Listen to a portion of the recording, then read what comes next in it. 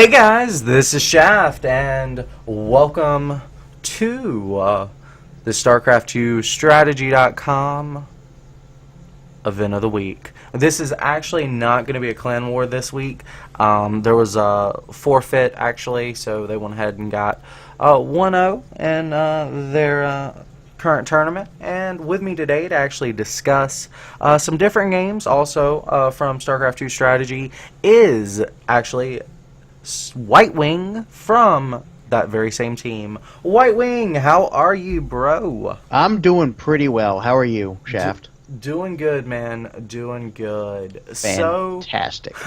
Yeah, man. Thanks. So, actually, give us a little breakdown of what exactly happened with the clan war, just so everyone knows. Well, there's not really too much detail about it. We were supposed to play TOW today, and they forfeited. So a bunch of people canceled their Valentine's Day plans or didn't make them because they were planning on the clan war today, and then forfeit. Or maybe they forfeit because they didn't have enough people show up. Because of Valentine's Day? Indeed, sir, indeed. So what you're saying is, we were more dedicated, therefore we deserved the forfeit win. No, I'm just saying they're probably really having a good time right now, and here we are, casting. Oh, well, thanks. Anyway. I feel so much better about the situation. Well, look on the bright side. This is our Valentine's Day gift to the viewers, and, well, they're something special. This is much better than chocolates, guys. This is much better than chocolates. Yeah, chocolates only make you fat. Indeed. Starcraft doesn't do that. Fat. Alright.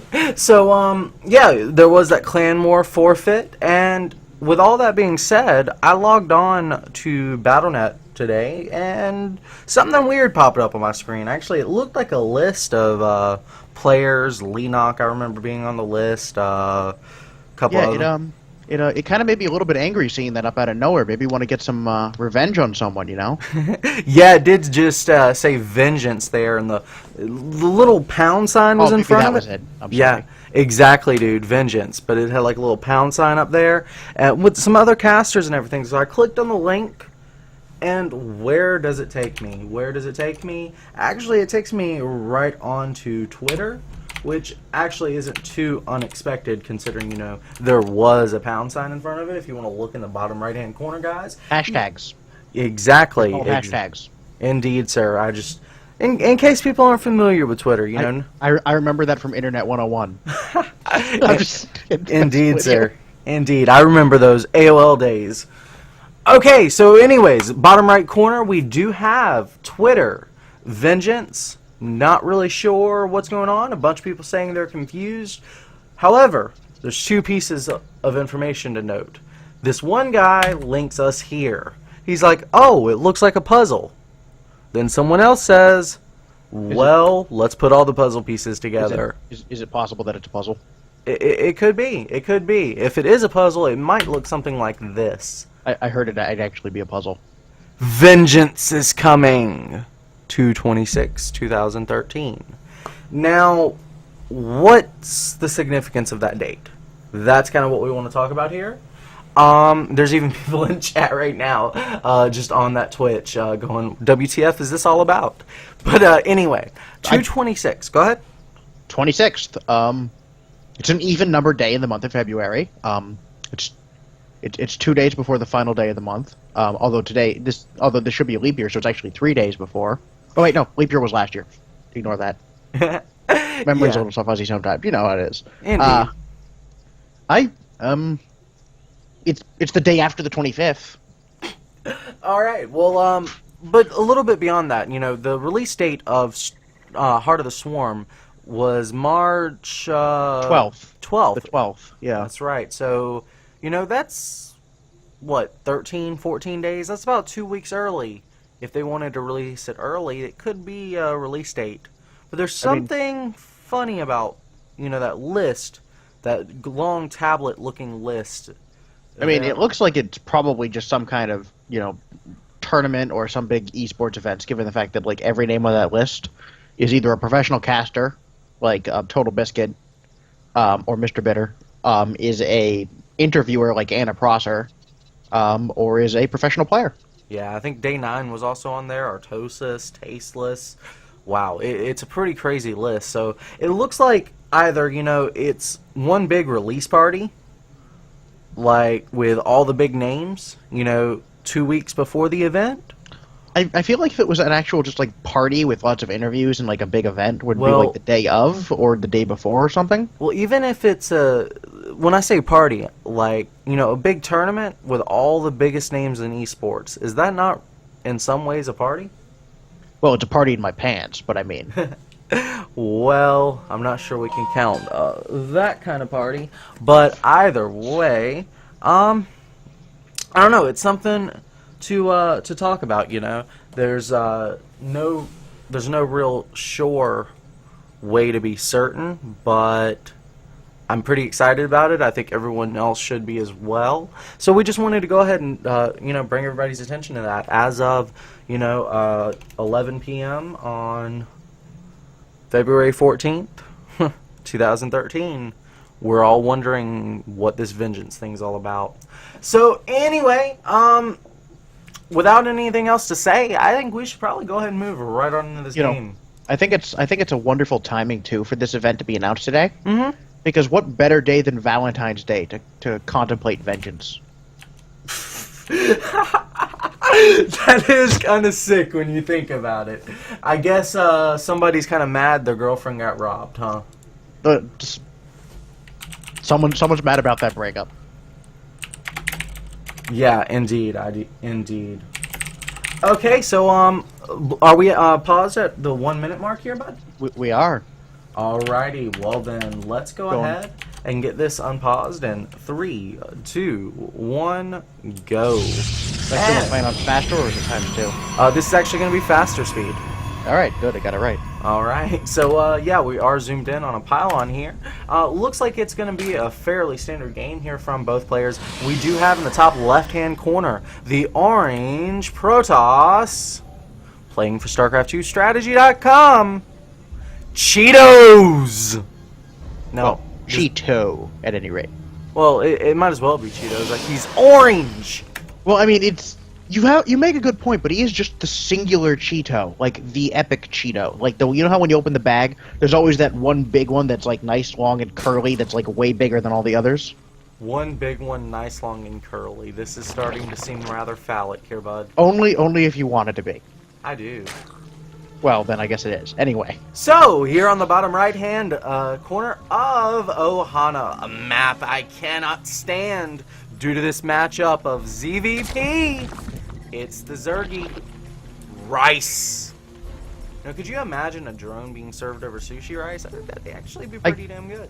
I very much could, especially with your family. And did you know that Ohana means family? Yeah, actually, I did. I believe it may be an esports requirement to say that during a cast on this map. I think it actually is, but the thing about it being a family is Zergling Zealot hugs. And force fields, forcing your opponent's units closer to your army so your immortals can wreck them. Yeah, definitely, man. Well, we do have 4 Lings in production. This is kind of interesting because this map is very, very wide. So he's definitely going to send one to, each Zelnaga tower. But it seems like a little bit of overkill to make that second set of Lings here. Yeah, I would agree with you. It's a little bit extra. I mean, he sees where the probe is now. I don't know why he's sending all 4. I would have just sent a couple to deal with that probe immediately. Maybe he's trying to pressure the front real quick first to make sure that he's not being greedy and skipping the cannon. Yeah, that's true. But he's got Ling 5 and 6 now, going to this third, escorting the drone. Yeah, I would have. I mean, it's a little bit extra more than he needed to do. But maybe he does go ahead and get that probe kill. He gets in. Getting in, he didn't block. You got to put that probe on hold position until the cannon's done, or put a pylon up or something. You can't just let him in like that. Otherwise, you have Zerglings in your base, much like crabs in your pants.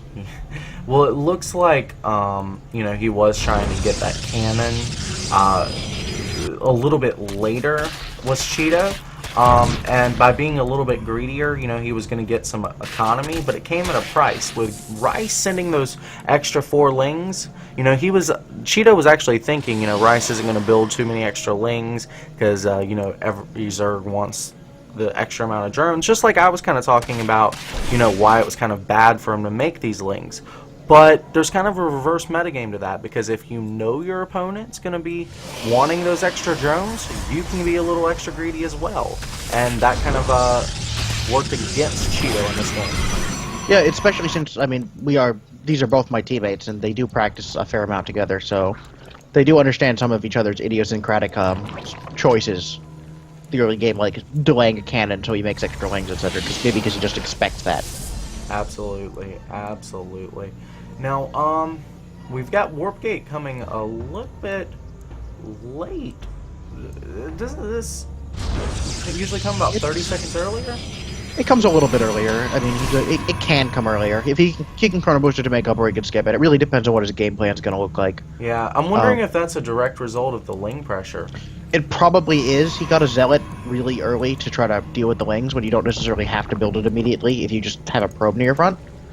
And I mean, he did have to pull all his probes off minerals for a moment to chase the lings around. Alright, so right now we do have 3 bases for our Zergy McFerguson, as well as 3 gases taken. So he's matching the Protoss gas for gas.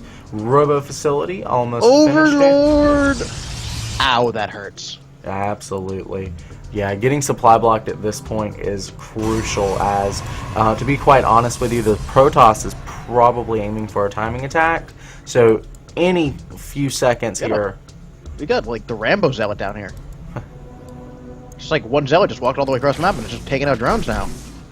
Like, any amount of Zerglings at all would kill that thing off, especially with the Queen there, but he just went full Rambo Zealot. Up, 6 kills on that Zealot.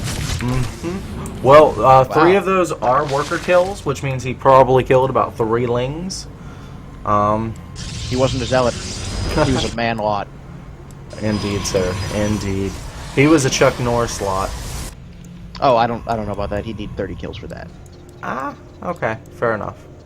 Fair enough. Maybe more Jackie Chan. Not quite Bruce Lee. Well, I mean, Bruce Lee's greater than Chuck Norris. So. Well, I think you're reading the wrong mythology, sir. You know, if I were going to be a true patriot, I'd have to go back to Chuck Norris, so I'm going to have to agree with you. Wishy-washy like Rick Carey, huh? Anyway, so it's looking like Cheeto here is probably going to go for an Immortal Expand build. Judging by the fact that his first Immortal's just coming out now, and he did make the Observer first. Absolutely. Now, I'm wondering about these 2 lings here on the 4th of Cheeto. Is there any reason these are just sitting here? I mean, probably... This particular location, there's nothing particularly valuable about it. He just wants to hide them so he can run by later, but there are other places you can put them. Okay, so just for a run by, I see. Now we do have roaches knocking down the rocks between the 2nd and 3rd base of Rice, as well as Cheeto going ahead and taking that 3rd like you were talking about. +1, about 3/4 of the way done for our Protoss player. So both players are getting ready for that macro game. What are your thoughts? You know, with this being such a small map here, really easily locked down, do you think the Zerg is going to be forced to try to apply pressure and end it early? Or is he comfortable to go for Broodlords here? I feel like on this map in particular for Zerg, if you're not going to get 2 base all-in with like an Immortal Sentry all-in, which is the most popular build on this map, which clearly is not happening in this game, although AG Rice doesn't necessarily know that apart from the fact that it's late. Right. Because he hasn't actually sent his Overseer that he made in yet to scout, so he doesn't see the Robo or anything. And he actually is going to go ahead and see it now, but it's a little bit too late. Force Field's going ahead, splitting up this army. However, it's a mostly Sentry army, so he's going to be forced to rely on range only here. Oh, and the Sentries do get surrounded, so targeting down an Immortals like that. Oh, they're so expensive and so valuable. I mean, ordinarily I would recommend not putting pressure on for the Zerg on this map against an Immortal Sentry expand like this, but that did a good amount of damage. It did more than it should have done. Absolutely, but let's save the conclusions for the end of the battle. Right now, he's targeting down sentries 1 by 1 with nothing but Stalkers left. He's going to be forced to retreat behind the gateways. There is a cannon here to do some damage, but it will not stand up to the roaches. And Roach Guts laying on the retreat. It's not over yet. He's rallying the Lings in. He's getting ready to go again. The Observer sees it all, but he has no force fields left. Absolutely. Oh, we're in one force field. He's got one Pulling out force the field butt of his... And the Ling do go ahead and try to kill off the sentries, but it's not going to happen since he's getting force fields up. He can go ahead and run into the natural.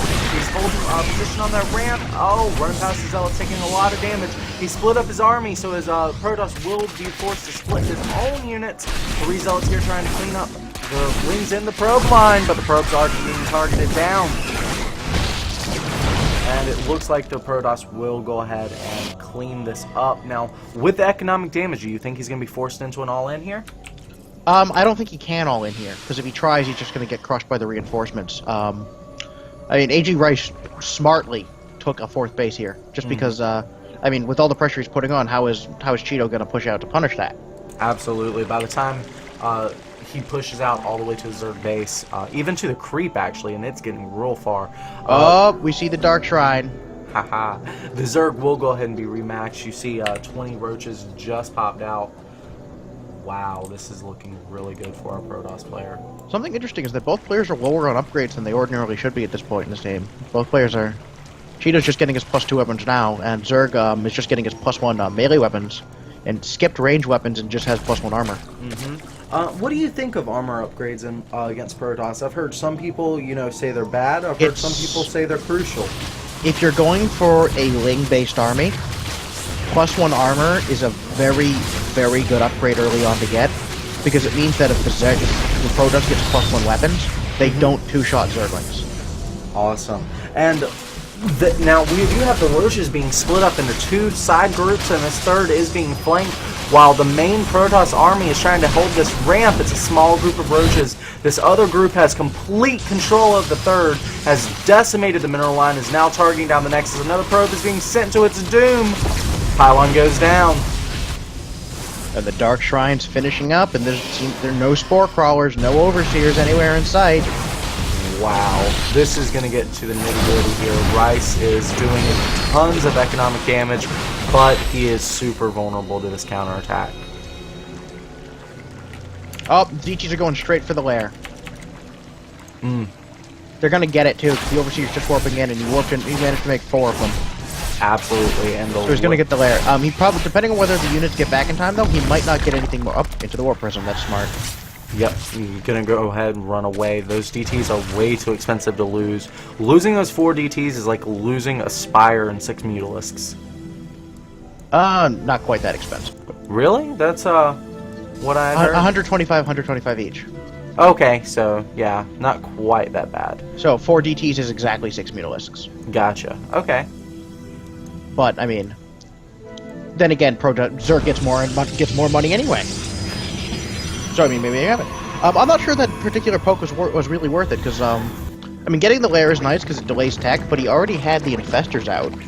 So it's going to delay Broodlords, but he's not going to be able to capitalize on really the tech advantage, other than just buying a little bit of time. Until Broodlords pop out, yeah. Meanwhile, AG Rice is just going to... Yeah, I don't think he was quite aware of it yet. He's not actually seen the Infestors in any sort of way yet. Yeah. I mean, and he revealed DT tech. I think it might have been more worthwhile to spread the DTs out and try to pick off a lot of drones here and there. Because that would delay Broodlords too, killing off half the opponent's economy. Hey, that's a good point as well.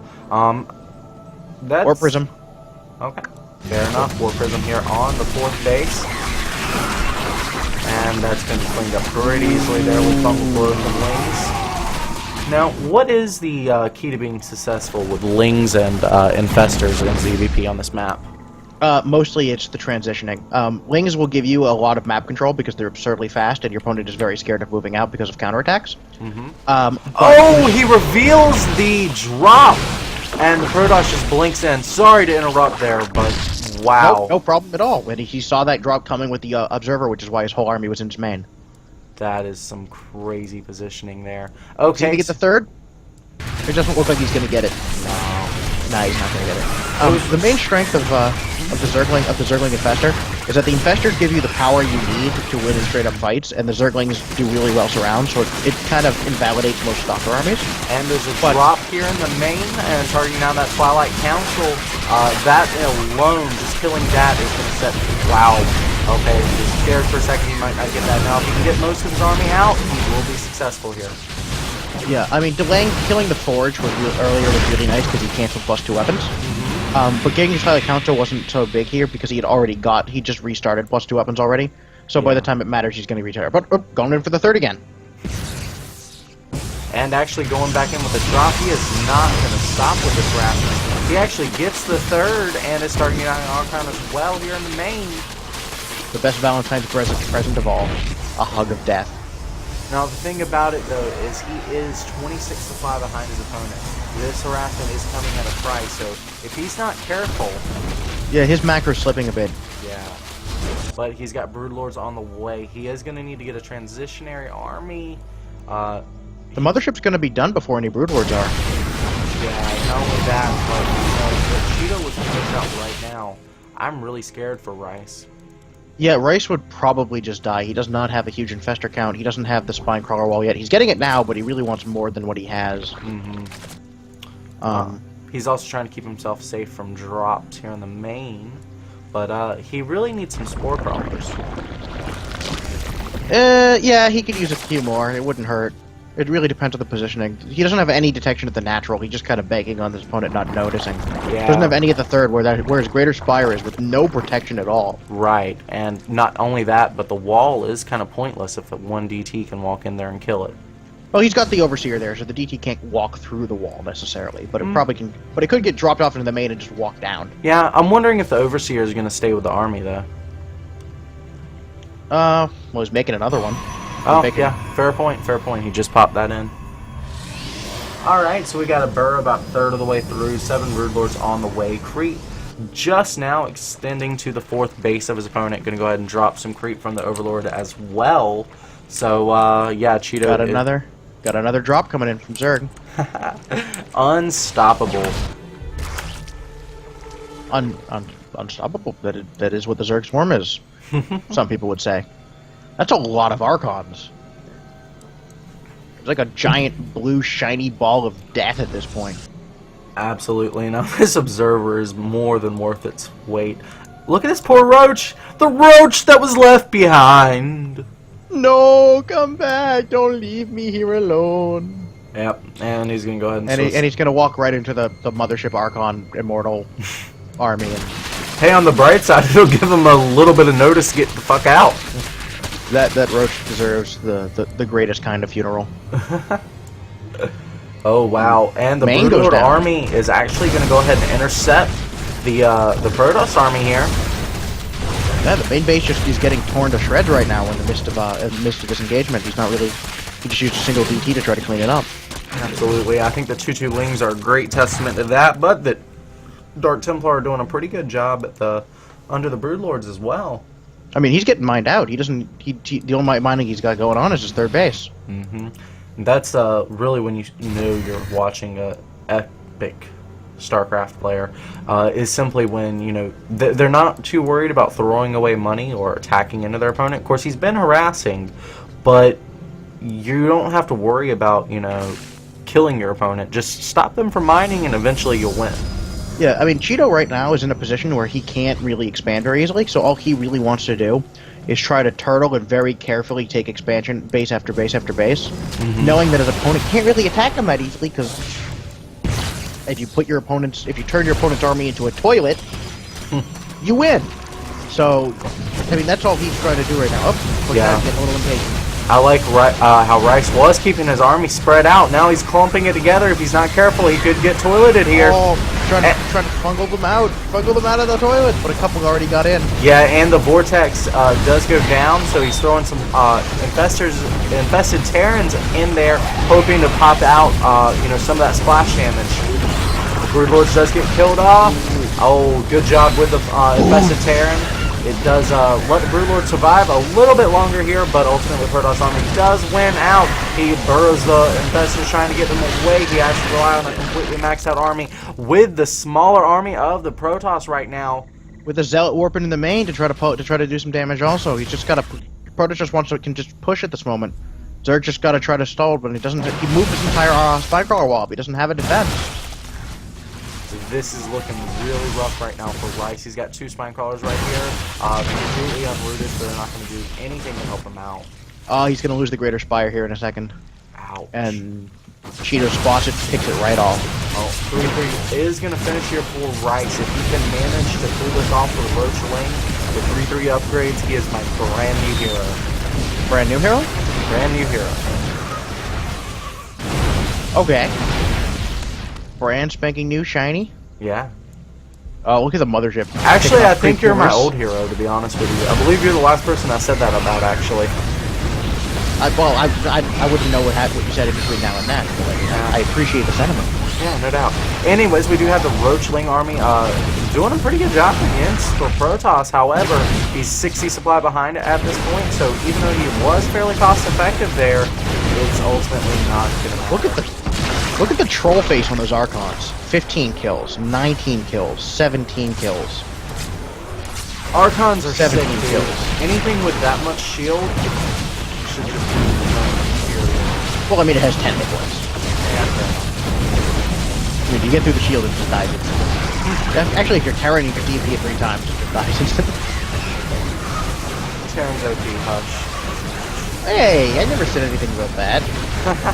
Don't put words in my mouth. No, those were my words. Oh. Not a Terran fan? Not at all. Sound like Idra. Hey. Apologize for playing that raid. Indeed, sir. You know the funniest part? Idra used to play Terran. In Brood War, I know. Yeah. Yeah. He had lots of fun playing against Protosses. Perhaps he is apologizing. That's just his way of saying so. Well, he managed to neural the mothership. Okay, well, this is kind of a game changer. After it is probably no longer relevant. Uh, Well, if he vortexes the Protoss army, like, it would be a big help, but he has to actually use the spell on the mothership. right. No, Roach is getting a good concave here. Protoss isn't really reacting to it, he's just going for it. Oh, the blink in is going to make it very inefficient. Mm-hmm. But it just has too much stuff in the upgrades and too much. Just Absolutely, yep. Rice going ahead dropping that GG, and Cheeto going ahead taking the victory here.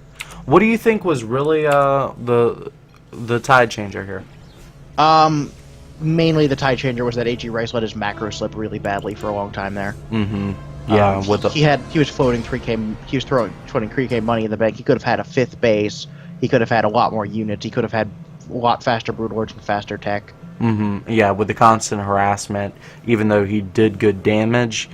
Well, think about it. You know, if you kill, say, six Stalkers and an Immortal, I don't really know what numbers, but let's just say 6 Stalkers and an Immortal, is that really worth an entire round of units that you forgot to macro?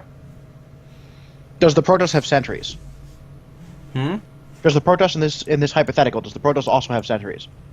I don't remember. Did he have sentries or not? No, not anymore. He didn't. No, but right. Okay. I was kidding. I must have missed the joke. Sentry force fields OP, man. Okay. Aren't you a Zerg fan? I am, but I've never had issues with Protoss ever. Oh. Yeah, I guess some people think other things are OP. It's fair enough. Fair enough. Well, you know, if you're not complaining about the other races, chances are pretty good you're overpowered. Yeah, I've said Zerg was OP since like. So is Stefano. Yeah, last year and a half, maybe 2 years. I don't even remember. Well, you know, it is what it is. Yeah, fair I'm not enough. sure Zerg's OP, but it's pretty good race. Mm-hmm. Absolutely, man. Absolutely. Now let's go ahead and get this next game loaded up. Absolutely. So, just to let everyone know, we are going to go ahead and make this a one-part cast for the day. Coming next up, we do have a bit of a little practice game, actually, from one player is currently Starcraft2strategy.com, from what I've been told, and the other one is someone who is actually trying out for the team. Colonel Wombat. Yeah, is that oh, so it's not Complexity Wombat. It's No, Colonel. it's Colonel Wombat. It's named after an action figure he had when he was a kid. Ah, okay. I was definitely wondering, if he was an old Complexity player. No, as far as I know, Complexity has never had a player named Wombat. Fair enough. They do have that academy though, so I don't really keep tabs on that. Yeah, they do have that.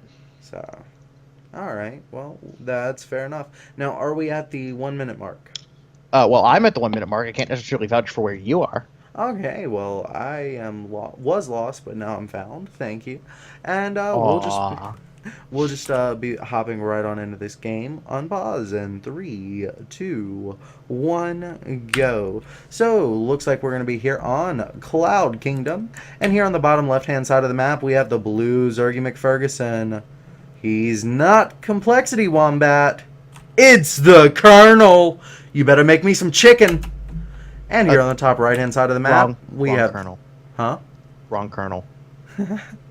We do have Optic Coyote, the purple Zergy McFerguson. Is every Zerg a McFerguson? Yes. Is that a racial trait? Yes, it is. They all have red hair and freckles, too. Every Zerg. Haven't you So noticed? So now they don't have souls either. Indeed. Oh. Now it makes sense. So they're not even going to go to hell. They're just going to like cease to exist when they die. Yeah, they're insects, buddy. Well, I mean, I suppose. I'm not really sure if they like. I'm not really sure if I get the insect feel from them that much, to be honest with you. Really? I mean, some of them look like a lot of them do look like insects, but like the Hydralisks really look like insects to you. They're too meaty. They actually look more like praying mantises.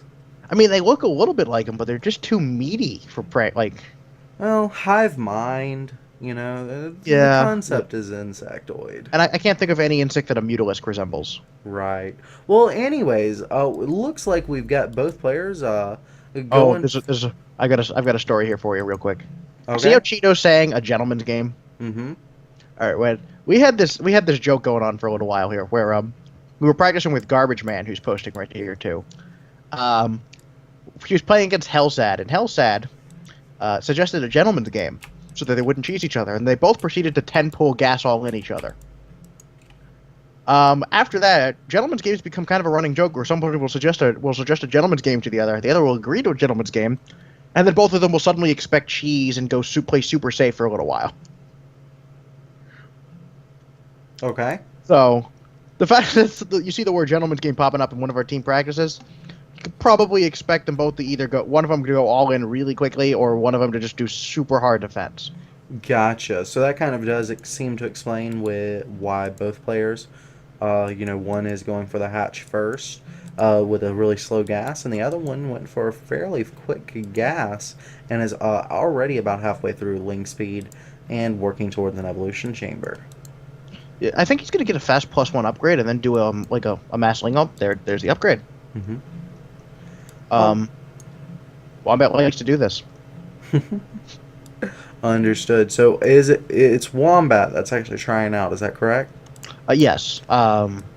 As far as I can tell, he's doing fairly well. He hasn't missed practices. He's winning he's winning some games here and there. Mm-hmm. So he's probably gonna get in. We like him.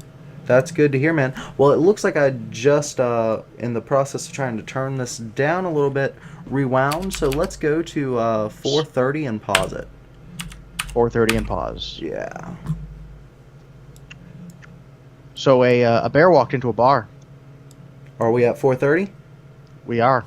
All right, let's unpause in 3, 2, 1, go. Okay, so Ling speed's finishing up here. We've got the +1 armor starting up for Wombat. Sorry. Now, with one player having gone for that earlier gas, the economy is favoring Coyote, who delayed that gas a little bit by about 2 harvesters. Do you think this is going to play a major role, or is 2 harvesters at this point not too big a deal? 2 harvesters at this point is a big deal because, I mean, Zerg growth is exponential, but more importantly is the fact that he has the hatch done, so he's getting more larvae. Gotcha. But at the same time, if his opponent Wombat puts on a lot of pressure and then drones behind it, and then Coyote doesn't recognize when the pressure ends and it doesn't just barely hold it off, but exceeds holding it off, Wombat can very easily get ahead in the drone count. So, I mean, it's kind of the dance we play in the ZVZ matchup. Absolutely. Now, there is a little Ling pressure going into the natural of Coyote. He's targeting down individual drones. However, this Spine Crawler is making this a fairly... Doesn't get any. Yeah. No drones. So this is actually working out even more to Coyote's favor, actually. I mean, the really scary thing is going to be when this +1 armor timing hits. If he just does like a mass ling attack with no banelings or something. Mm-hmm. Because the really cute things about fast +1 armor timings is that it means it takes 2 baneling hits to kill a Zergling. Yeah, they'll survive with what, like 1 or 2 HP? 1 hit point, and then they'll regenerate another hit point. Mm-hmm. Understood. Yeah, if he actually plays a little bit greedier and tries to take a third here, he's going to be super, super screwed. And that tends to be a fair follow-up in the next couple of minutes. Well, insect on insect wars. The tougher ants are the ones that always win, right? I would think the You always go smarter with the ants. soldier ants. I would think the smarter ants. I mean, but they're ants. How smart can they be, right?